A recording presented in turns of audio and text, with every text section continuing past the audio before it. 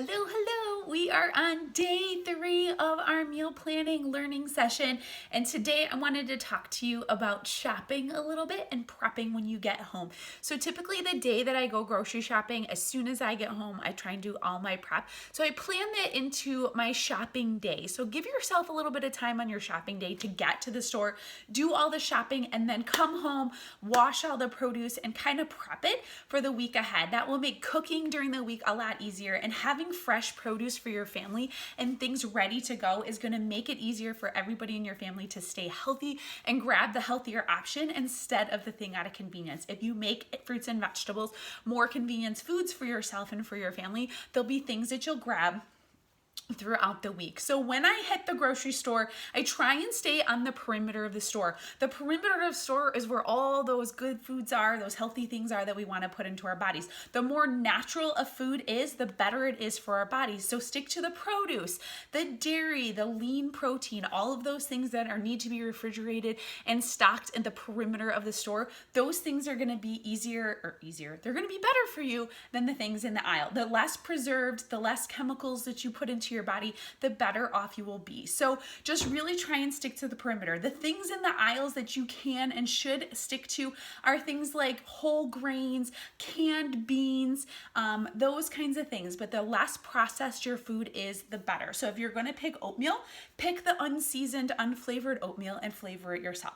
If you're going to pick yogurt, pick the unflavored yogurt and flavor it yourself. Those kinds of things are going to add a little bit of extra, less preservatives, less chemicals into your life. So just kind of keep that in mind when you're shopping. If you can't pronounce an ingredient on a label, then you probably shouldn't be putting it in your body because your body won't recognize it either. So just a little healthy tip for you is to shop the perimeter. One other thing that I like to do on my grocery list is I like to categorize the foods on my list by the part of the store that food is in. So I keep all my fruits and vegetables and produce in one chunk. I keep all of my dairy and all of those kinds of things in one other chunk, and I kind of visualize where I am in the store so that I don't forget anything. I have been known to forget something on one side of the store and be all the way at the other side, and there is no way in heck that I'm gonna drag my 2 little kids trucking all the way across this huge grocery store to pick up that one item. So I've learned that by categorizing my list and writing everything into kind of blocks of where they are located, I'm less likely to forget something and have to truck all the way out. So just a little tip for you.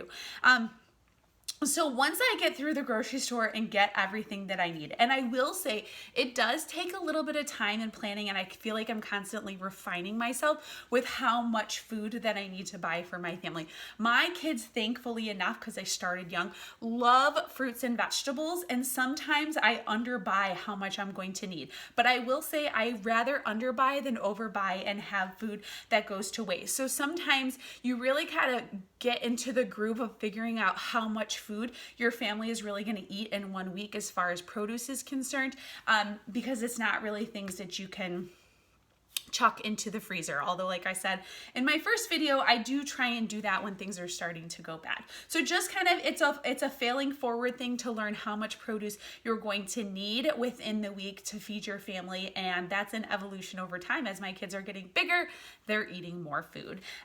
Once I get home, I wash all of my produce in a vinegar wash. I clean my sink, I fill it up with cold water, I put in a big glug of white vinegar, probably like 1 cup, 1.5 cup to a full sink of water, and I put every single thing that we're gonna put into our mouths in a wash in that vinegar. Apples are going to need to sit in the vinegar solution a little bit longer because they have a thicker skin. They put wax on them. There's more preservatives on them. Strawberries don't need as long, blueberries, things like that. But things with a tough skin are going to need to sit there a little bit longer. But every single thing that we're going to put into our bodies, I wash thoroughly and let it sit on my counter and dry. I put out a huge bath towel, a big old bath towel that we're not using anymore for taking baths, and I just let the stuff sit on the counter counter for a few minutes and dry, so before it goes into the fridge, because you don't want it to mold in the fridge. One tip that I have for you is strawberries have the highest amount of preservatives and pesticides and chemicals on them than any other fruit. So if you can at all love strawberries and can't afford to, I highly suggest that you buy them organic. Any food that you put into your body that you're eating the skin on, so like lettuce, blueberries, cucumbers, strawberries, things like that, potatoes, they need to be as pure and whole as they can be, and organic is the way to go.